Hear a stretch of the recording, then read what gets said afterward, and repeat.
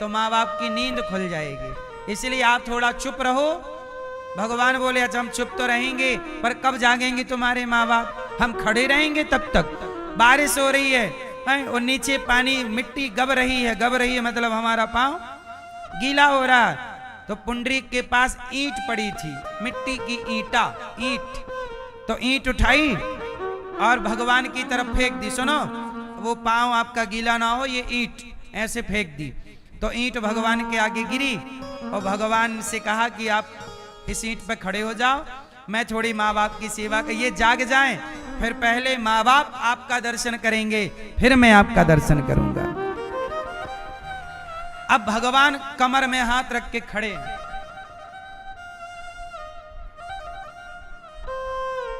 कमर में हाथ धर के खड़े हैं। भगवान कैसे खड़े हैं? इंतजार करते करते ना भगवान कमर में हाथ धर के खड़े। अब कमर में हाथ, भगवान बोले जल्दी आओ।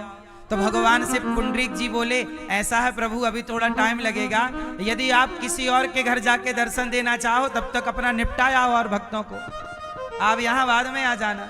अरे तुम जानते नहीं भगवान हूं। भगवान पुंडरीक जी बोले प्रभु मैं जानता हूं कि आप यहां से कहीं जा नहीं सकते, क्योंकि आप भी सेवा के वश में होते हैं। जो सेवक भक्त होता है ना, जो भक्त होता है, भक्त के मुट्ठी पे भगवान होते हैं, भक्त के वश में भगवान होते हैं। भगवान कहीं भाग नहीं सकते। भगवान किसके वश में होते हैं? भक्त के। और वो भक्त जो सेवक है, भक्त भी वो जो सेवक है। कहां जाओगे?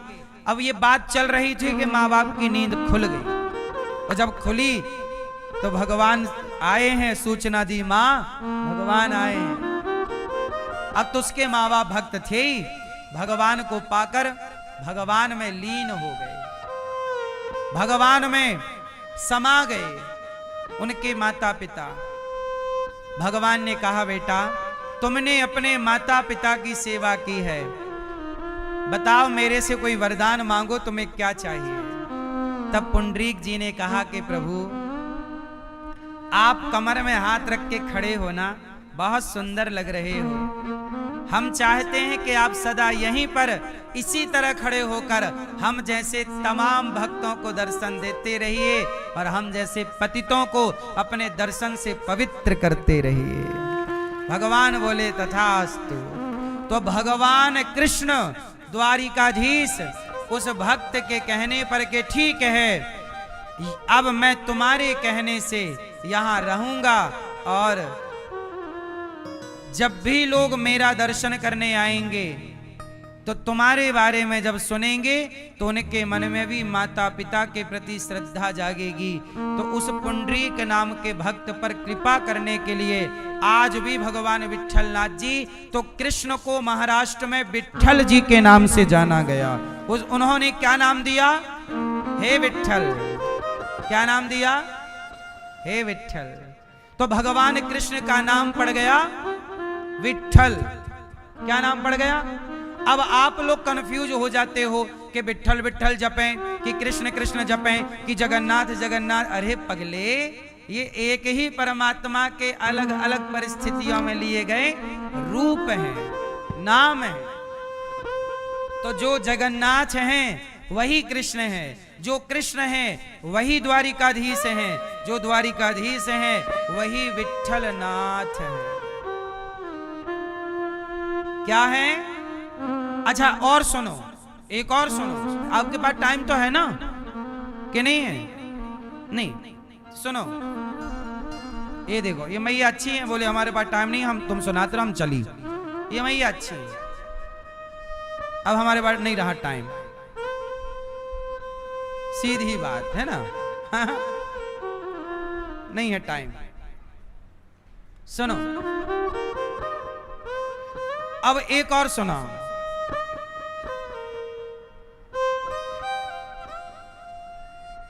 जब भगवान कृष्ण से रुक्मणी जी ने पत्र लिखा, ध्यान से सुनना, रुक्मणी जी ने क्या लिखा? पत्र।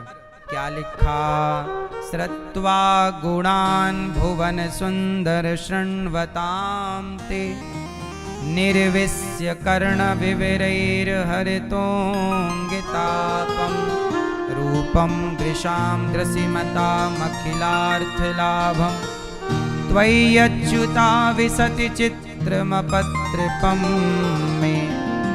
रुक्मणी जी ने भगवान द्वारिकाधीश को क्या लिखा था? पत्र। अच्छा, रुक्मणी जी का विवाह रुक्मणी जी के भाई रुक्मी ने शिशुपाल के साथ तय कर दिया। शिशुपाल कौन था? भगवान कृष्ण की बुआ का लड़का। और ये शिशुपाल वो था जो भगवान को रोज पानी पी पी के 100 गालियां देता था। कितनी गाली? 100 गाली सवेरे, मतलब दिन भर में 100, कुछ सवेरे को, दोपहर को, शाम को, सोते सोते 100। अब हुआ क्या कि रुक्मणी जी का विवाह लग गया शिशुपाल से, तैयारियां चलने लगी। पर रुक्मणी जी तो प्रेम भगवान से करती हैं। श्रुत्वा, हे प्रभु मैंने आपको देखा नहीं है, आपके बारे में सुना है, आप मेरा हरण करके ले चलिए, वरन भाग गीदड़ ना ले जाए आप। तो रुक्मणी जी ने भगवान से कहा कि आप आओ। अच्छा, एक पंडित जी को पठाया। पंडित जी गए भगवान को, प्रभु आपका पत्र आया है, पढ़ो। भगवान बोले, पंडित जी आप ही सुनाओ पढ़ के। भगवान पंडित जी बोले, ये लव लेटर है, हमको क्या पढ़ा रहे हो आप ही पढ़ लो। भगवान बोले, ऐसा कुछ नहीं है, आप पढ़ के सुनाओ। पंडित जी ने सुनाया। कहा, प्रभु आप पूजा करने आएंगी वो मंदिर में, आप जल्दी से वहां से हरण कर लेना। अब प्लान, दारुक को सारथी बनाया भगवान कृष्ण के सारथी का नाम था दारुक। वायु के वेग से रथ चलता था भगवान कृष्ण का। जो आज की टेक्नोलॉजी है ना, इस टेक्नोलॉजी से और एडवांस टेक्नोलॉजी थी। भगवान का रथ वायु के वेग से चलता, मतलब आज एरोप्लेन भी इतनी तेज नहीं चलती, हवाई जहाज भी इतनी तेज नहीं चलती जितना भगवान का रथ चलता था। लेकिन आज के साइंस को जब ये बात कही जाए तो सनातन धर्म की बातें आज के लोग बिलीव नहीं करते, ये बड़ा दुर्भाग्य है ना।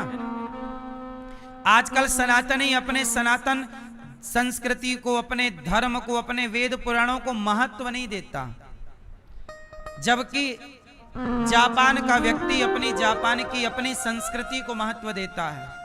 चाइना का व्यक्ति अपने चाइना की पुरानी प्राचीन सभ्यता और संस्कृति को महत्व देता है। एक भारतीय हैं जो अपनी संस्कृति से प्यार नहीं कर पाते, उपहास करते हैं। तो भगवान जब चले तो रुक्मणी जी का हरण किया।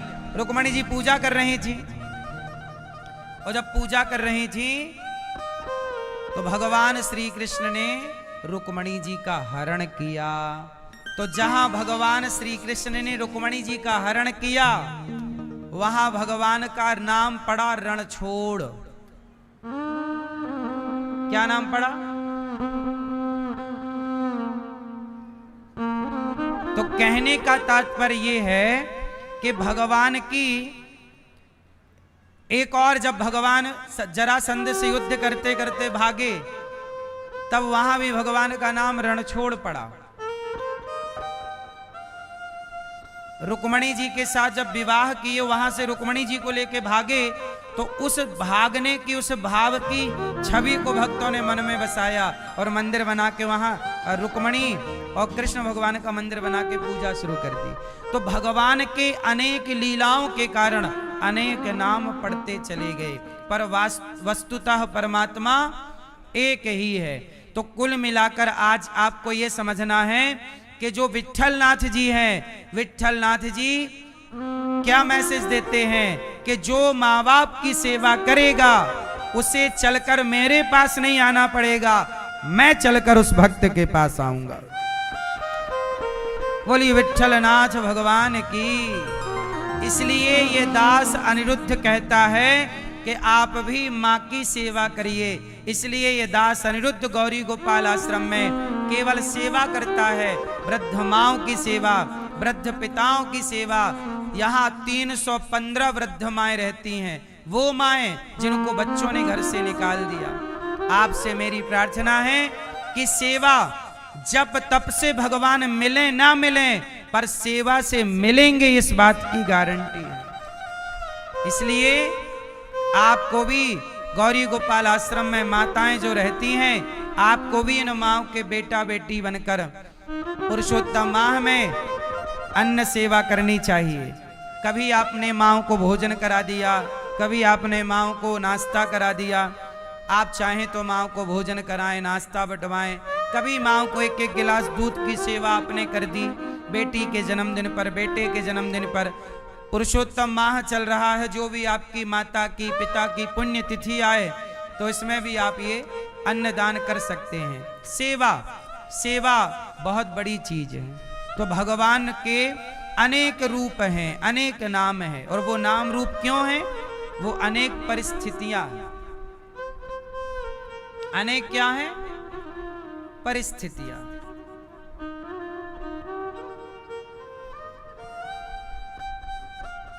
तो भगवान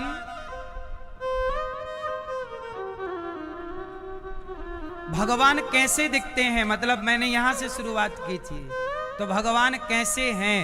तो वेदों में जैसा लिखा है वैसे हो। इसलिए आप ये मत कहा करो कि ये मंदिर में बैठी तो प्रतिमा है, ये इंसान ने बनाया है। नहीं, आपके पिताजी का चित्र कोई इंसान बनाए तो चित्र पिताजी का है, तो बिल्कुल उस चित्र को देखकर बनाने वाले की याद आएगी कि जिसका चित्र है वो पिता की याद आएगी? बोलो। हाँ, पिता की। माँ का चित्र है तो माँ की याद आएगी, बेटे का चित्र है तो। ऐसे ही भगवान के मंदिर में, जो मंदिर में विराजमान प्रतिमा है वो भगवान ही हैं। कलयुग में इन्हें कहते हैं अर्चावतार। कौन सा अवतार? अर्चावतार। ये भगवान की प्रतिमा इसी रूप में भगवान है। एक बार प्रहलाद नाम के भक्त के लिए जब भगवान खंबे से प्रकट हुए तो भक्तों ने विश्वास मान लिया कि प्रहलाद की भक्ति से यदि पत्थर के खंबे से भगवान प्रकट हो सकते हैं तो मेरी भक्ति से भी भगवान प्रकट हो सकते हैं। तब से मूर्तियां पत्थर की बनाई जाने लग गई। केवल जगन्नाथ जी ऐसे हैं जो लकड़ी के बनते हैं। और जगन्नाथ जी की कथा भी इसी पुरुषोत्तम माह से जुड़ी है। जब दो पुरुषोत्तम माह, मतलब जब 2 आषाढ़ आते हैं। कौन सा महीना?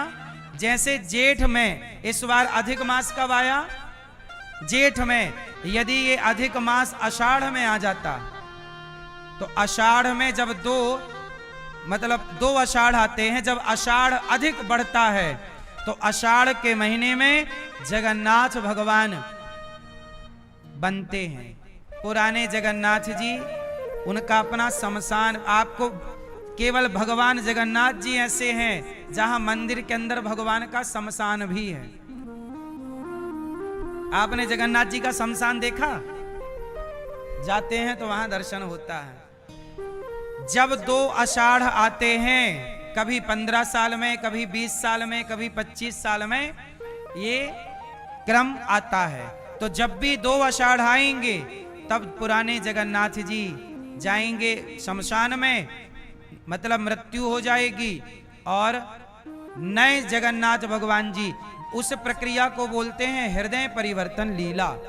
पुराने जगन्नाथ जी का हृदय निकालकर नए जगन्नाथ जी में स्थापित किया जाता है और नए जगन्नाथ जी प्रतिष्ठित होते हैं। तो जगन्नाथ जी हर 20-25 साल में नए हो जाते हैं, 2 आषाढ़ आते हैं। और पुराने तो ये भगवान जगन्नाथ जी जैसे इंसान जन्म लेता है और मर जाता है, ऐसे जगन्नाथ भगवान की ये लीला है। मृत्यु की लीला भी है और प्रकट लीला भी है। ऐसे जगन्नाथ जी हैं। इस कलिकाल के जगत के नाथ कोई हैं तो जगन्नाथ ही जगत के नाथ हैं। बोलिए जगन्नाथ भगवान की जय। मैं 2000 मुझे याद है अच्छे से 2019-20 में मैं जगन्नाथ जी गया और जगन्नाथ जी से मैंने प्रार्थना की कि जगन्नाथ जी, मैं जब पहली बार जगन्नाथ जी का दर्शन किया तो वहां मैंने देखी कि रसोई चल रही है, हजारों भक्त भोजन कर रहे हैं। तो मैंने जगन्नाथ जी से कहा कि प्रभु, जैसे यहाँ रसोई चल रही है ऐसे मेरा भी मन है कि मैं भी अन्न दान करूं, मुझे भी अन्न क्षेत्र चलाने का शौक है, मैं भी अन्न सेवा करना चाहता हूं, भोजन की सेवा करना चाहता हूं और प्रभु मुझे भी अपने चरणों में स्थान दीजिए। जगन्नाथ जी से कहा और उसके बाद से ही ये गौरी गोपाल भगवान की सब स्थापना हुई और भगवान जगन्नाथ जी ही गौरी गोपाल भगवान के रूप में यहाँ प्रकट हुए और तब से अन्न सेवा यहाँ चालू हो गई। तो ये भी जगन्नाथ भगवान की रसोई है, गौरी गोपाल जी की अखंड चलती रहती है। आपने देखा यहाँ 24 घंटे भोजन मिलता है, 25 से 30 हजार लोग पर डे भोजन करते हैं यहाँ। तो जगन्नाथ भगवान की कृपा है ये कि जगन्नाथ जी की रसोई जितनी पूरे दुनिया में सबसे बड़ी रसोई जगन्नाथ जी की रसोई है। जगन्नाथ के भात को जगत पसारे हाथ। जगन्नाथ जी का प्रसाद पाने रोज ब्रह्मा जी आते थे। एक दिन क्या हुआ कि ब्रह्मा जी जरा लेट हो गए और लेट हो गए तो प्रसाद हो गया बम। क्या हो गया? प्रसाद खत्म। और जब प्रसाद खत्म हुआ तो ब्रह्मा जी बोले कि वो प्रसाद कहाँ प्रभु का? तो पुजारी जी ने कहा प्रसाद तो सब खत्म हो गया और टाइम भी हो चुका, आज आप लेट हो गए। तो ब्रह्मा जी बोले अब क्या करें? बोले सबने खा खा के पत्तलें फेंक रखी हैं वहां। तो जहां पत्तल फेंकी जाती हैं तो पत्तलों में खाया हुआ थोड़ी बहुत तो बच ही जाता है। जैसे आप पत्तल में खाओगे थोड़ी बहुत दाना रह जाता है। तो जूठन वहां कुत्ते चाट रहे थे। एक पत्तल में किसी भक्त ने प्रसाद फेंका होगा चावल का, तो वो कुत्ता चाट रहा था। ब्रह्मा जी भी वहीं जाकर डस्टबिन मतलब जहां फेंका गया पत्तल कुत्ते चाट रहे थे, तो ब्रह्मा जी भी वहीं जाके बैठ गए। एक तरफ कुत्ता चाट रहा था तो ब्रह्मा जी उठा नहीं सकते थे कि भाई कुत्ते का हक मैं कैसे उठा लूं, ये प्रसाद कुत्ते के नाम का। तो पत्तल एक तरफ से कुत्ता चाट रहा था और ब्रह्मा जी भी लेट गए और दूसरी तरफ से पत्तल चाटने लग गए, क्योंकि वो भगवान का क्या था? प्रसाद। तो जब कुत्ता चाट रहा और ब्रह्मा जी एक ही पत्तल को चाट रहे, इस दृश्य को जब जगन्नाथ जी ने देखा कि वाह ब्रह्मा जी, आपने प्रसाद की महिमा को बढ़ा दिया, आपने प्रसाद की महिमा को बढ़ा दिया। इसलिए जगन्नाथ मंदिर में कोई भेद नहीं है, चाहे ब्राह्मण हो या मोची हो या चांडाल हो, कोई भी हो, एक साथ बैठ के भोजन कर सकते हैं। वहां कोई ऊंच नीच बड़ा छोटा नहीं, वहां केवल प्रसाद की महिमा है। तो ब्रह्मा जी भी वहां कुत्ते के साथ भोजन कर सकते हैं। इसलिए कहा कि जगन्नाथ जी में जब प्रसाद बंटता है तो उस प्रसाद को ग्रहण करने सब आते हैं, जगन्नाथ के भात को। अच्छा, जब कुत्ते के साथ ब्रह्मा जी भोजन कर रहे थे, चाट रहे थे पत्तल, तो एकादशी को आ गई हंसी। उस दिन एकादशी थी, एकादशी हंसी, हा हा वाह ब्रह्मा जी आप कुत्ते के संग खा रहे हैं। और भगवान ने कहा अच्छा एकादशी तुम ज्यादा होशियार बन रही हो।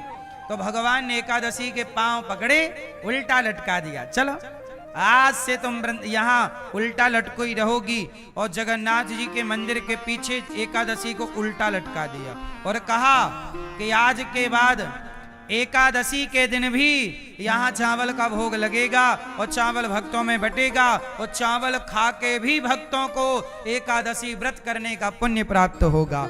ये केवल 2 जगह है, जगन्नाथ जी में और बद्रीनाथ जी में। तो जगन्नाथ जी में चावल खाकर भी एकादशी करने का फल मिलता है। आज भी एकादशी वहां उल्टी लटकी है। इसलिए प्रसाद, हमारे यहाँ प्रसाद का फुल फॉर्म क्या होता है? प्रसाद, बोलो प्रसाद। प्रसाद, प्रा मतलब प्रभु के, सा मतलब साक्षात, दा मतलब दर्शन। प्रभु के साक्षात दर्शन को ही प्रसाद कहते हैं।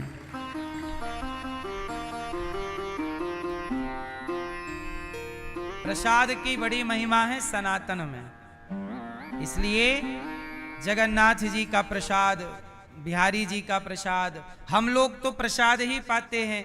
बिना भोग लगाए वो वस्तु प्रसाद नहीं होती। जगन्नाथ जी में जानते हो क्या होता है?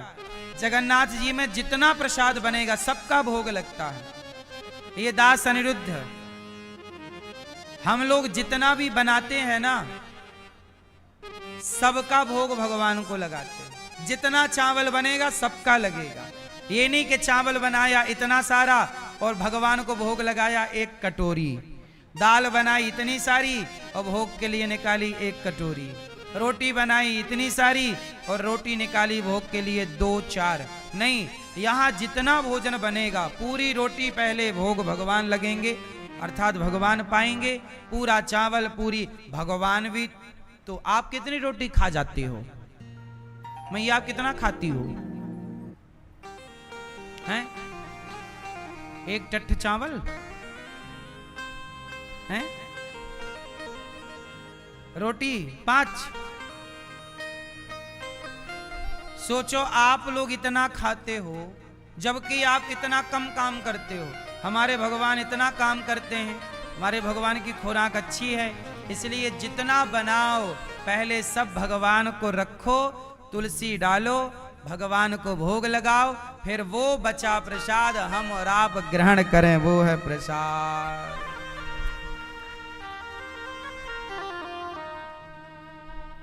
इस तरह से भोग लगाने की परंपरा यही सही परंपरा है।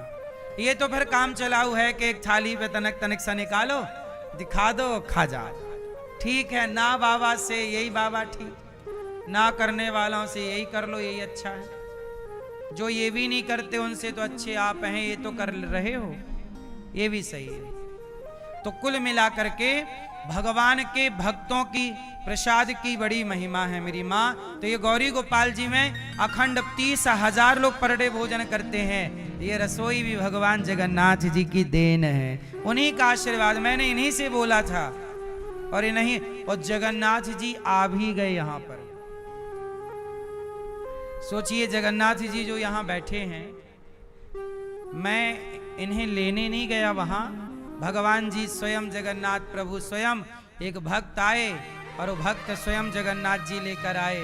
मुझे लगा वाह प्रभु आप इतने दयालु हैं कि आप स्वयं यहाँ की सेवा दर्शन करने और यहाँ सब कुछ चलाने के लिए आप स्वयं यहाँ कर विराजमान हो गए। तो जगन्नाथ प्रभु यहाँ सब कुछ यही संभालते हैं। हम तो देखो पीछे हैं, ये आगे हैं, हम पीछे हैं। करते हो तुम कन्हैया, मेरा नाम हो रहा है और मेरा आपकी कृपा से। तो भगवान 24 अवतार धारण करते हैं। कभी भगवान सनकादि का, कभी बाराह का, कभी नर नारायण का, नारद जी का, ऐसे अनेक अवतार लेकर के भगवान अनेक लीलाएं करते हैं। एक बार क्या हुआ कि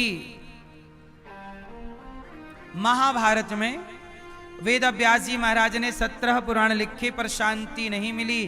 तब नारद जी ने कहा कि देखो मैं ब्रह्मा पहले दासी पुत्र था, पर संतों की कृपा से मैं ब्रह्मा जी का बेटा बन गया। मैं किसका बेटा बन गया? देखो सेवा करने से हमारा प्रमोशन हो जाता है। क्या हो जाता है? इसलिए नारद जी ने कहा मैंने संतों की खूब सेवा की तो दासी का बेटा था तो ब्रह्मा का बेटा हो गया। ये सेवा का फल है। वेद व्यास जी ने कहा मैं बहुत परेशान हूं। नारद जी ने कहा भागवत जी की रचना कीजिए। जब आप भागवत जी की रचना करेंगे तो आपको अपार शांति का अनुभव होगा, शांति का अनुभव होगा। अब वेद व्यास जी ने महाभारत से भागवत जी की रचना स्टार्ट की। महाभारत, महाभारत में 5 पांडव हैं और 100 कौरव हैं। लड़ाई किस बात की है? लड़ाई है बंटवारे की। पांडवों का हक कौरवों ने छीन लिया। आज प्रश्नोत्तरी में मुझे एक मैया ने कहा और एक बाबूजी ने कहा, बूढ़े से बाबूजी थे, उन्होंने कहा कि हम थोड़ा कम पढ़े लिखे हैं तो हमारे बड़े भाई ने हमारी संपत्ति भी पिताजी से हमें नाम देकर अपने नाम सब कुछ कर लिया। भैया ने सब हड़प लिया। मैं आपसे हाथ जोड़ के प्रार्थना करूं, किसी का हक मत खाइए, भाई का हक मत खाओ, चाचा का हक, ताऊ का हक किसी का, अपना अपना खाओ। तुम्हारे पिता ने जो तुम्हें दे दिया वो तुम रखो। तुम्हारे जो छोटे और भाई हैं या बड़े और भाई हैं, उन भाइयों का भी जो हक है तुम ना खा जाना। यदि हक खाओगे तो हक खाने वाले का सर्वनाश होगा। लिख लो कागज में। दुर्योधन ने कौरवों का हक खा गया। हक क्या था?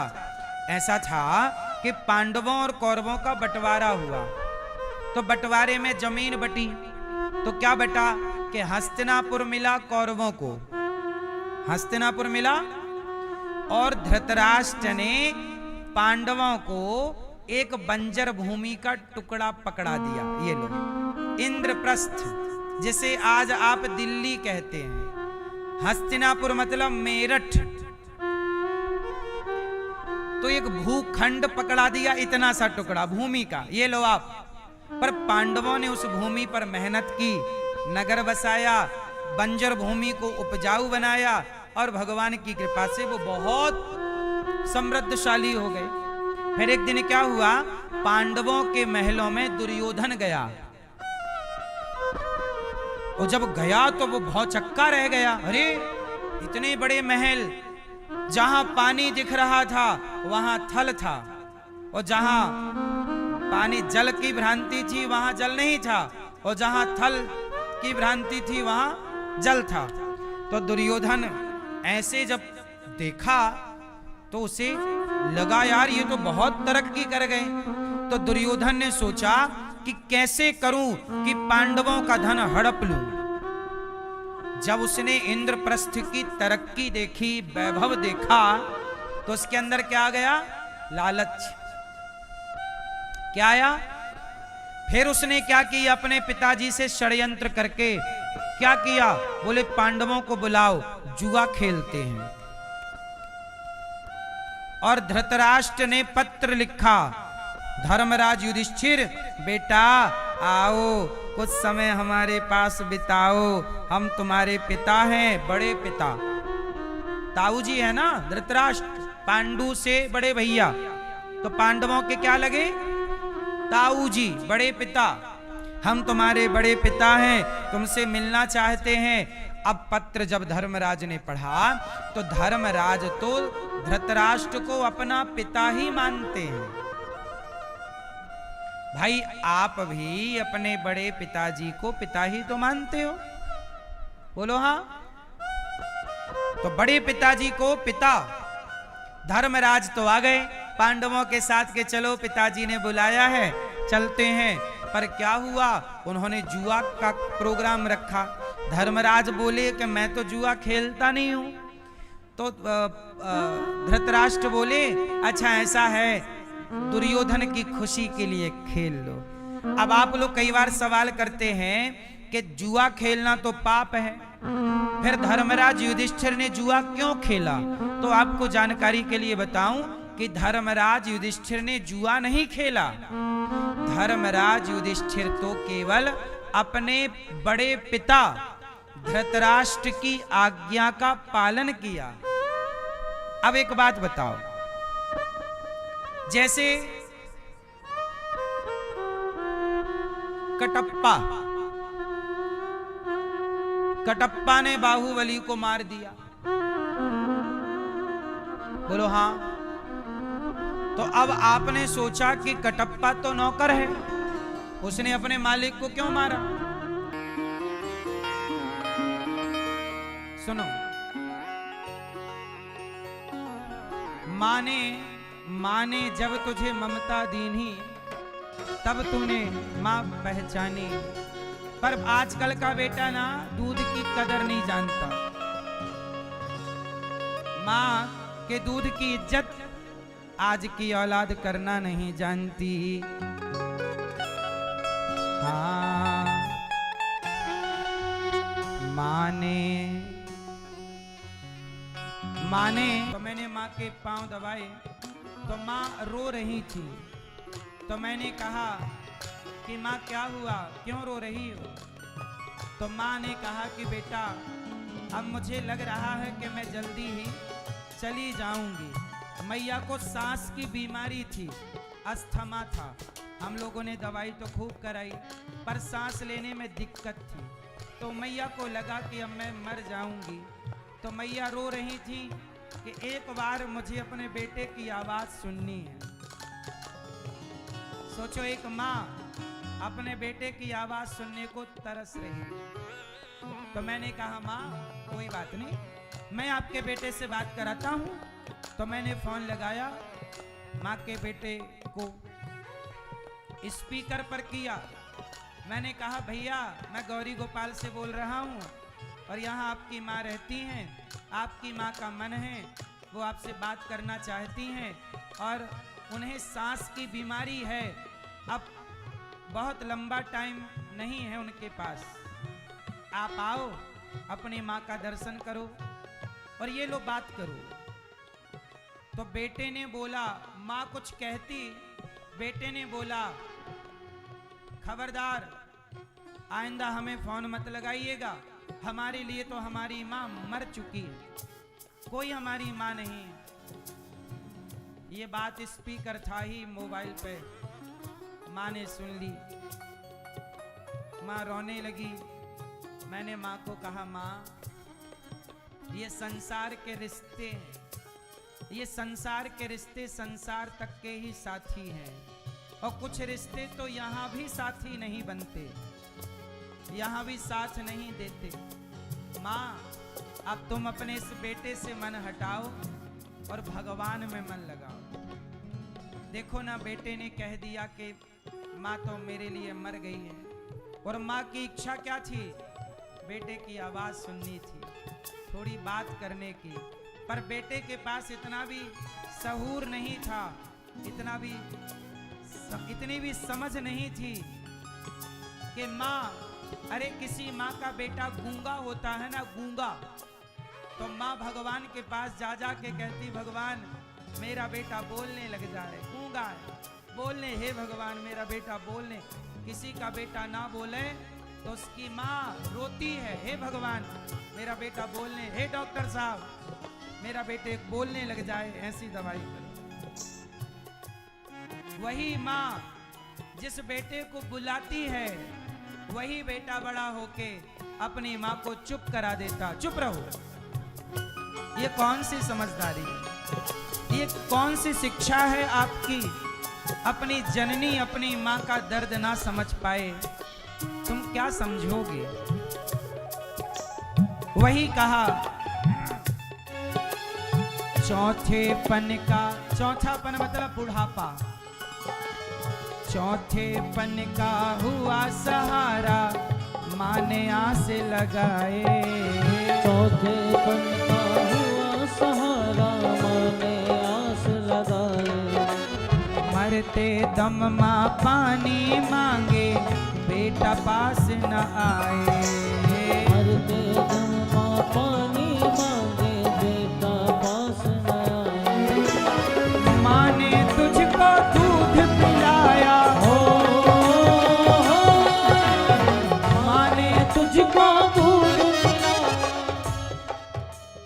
माँ ने तुझको दूध पिलाया, तू पिला सका ना पानी, पर बेटा तू दूध की कदर न जाने, पर बेटा तूने दूध की कदर न जाने। माँ ने तुझको दूध पिला